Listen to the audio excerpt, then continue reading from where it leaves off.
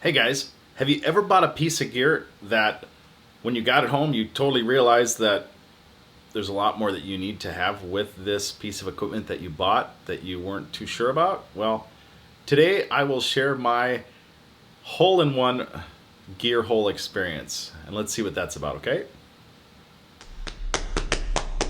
Click, click, click, click and a pick it. Click, click, click, click and a pick it. Click, click, click, click and a pick it. Click, click, click. Alright, so here's how my simple journey began.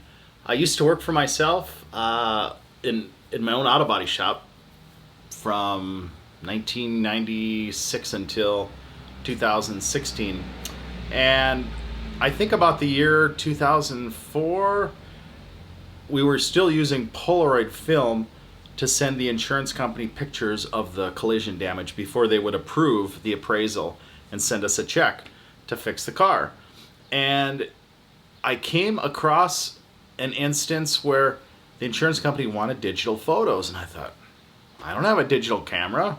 What am I going to do? So I went down to my local Buy Mart, which is kind of a retail place that is on the West Coast where they sell good quality products at a discount price. And so I went into Buy Mart and I looked around and I saw this camera and it looked semi professional. I didn't know what a professional camera looked like. And I think it was on sale for around, gosh, it had to be just under $200. And to me, that was a lot of money, but this camera looked kind of nice and it had a zoom and it had a pop-up flash. And I thought, wow, the digital camera, this is cool, no film. So I went ahead and bought it, and it was like a closeout sale. Once you buy it, that's it. I don't think there was any returns on this item. So I get home, I start taking some photos, and I go to upload the photos, and it turns out that my computer will not accept the software that came with this camera. It's too outdated. My computer is an older model. It was like probably 3 years old. And so I'm like, oh boy, now what? What do I do? I just bought this camera, and now I can't run this software. And at the time, I wasn't a rich man.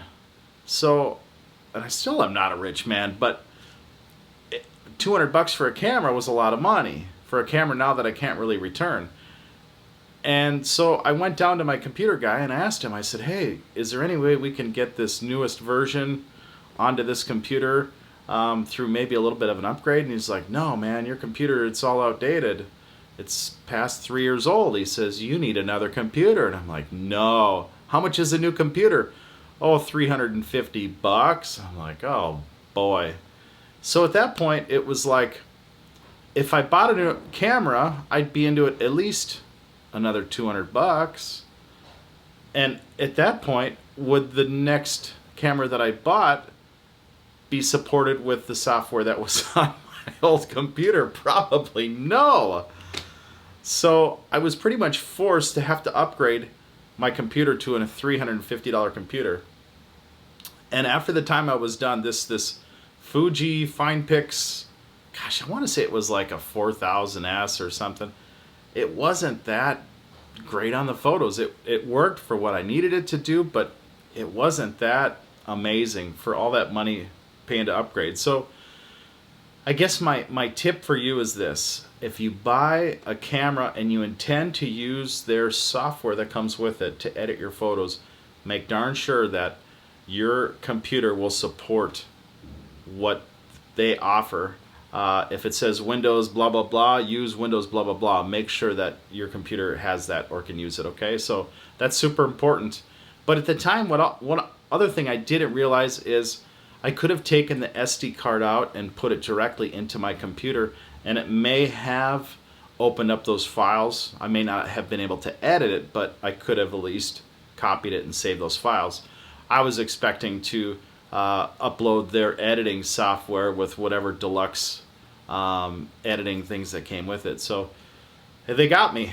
They got me. But my lack of knowledge got myself more than anything. And it was a learning curve. Digital cameras were still pretty new, and people learning computers was still pretty new. So hopefully that helped you. All right. So my best advice, if you're buying a piece of gear that's expensive to you, make sure your computer will support it. Make sure it will support it for a while. It's not just going to outdate right away. And that's important because you want to be able to update the software in your computer and update the software in your camera. Otherwise, you're buying new gear. Now, what I noticed is I spent a bunch of money and bought a MacBook Pro, and it seemed more stable for computer, video, picture editing, and it seemed to be supported by many things more so than my laptop that kept seeming to outdate right away. So maybe you have to pay more up front to get more, but in the end I think it's more worth it to have that ability. Alright guys, so I know I'm not the only one with a hole-in-one gear hole experience. So why don't you go ahead and leave me something in the comments.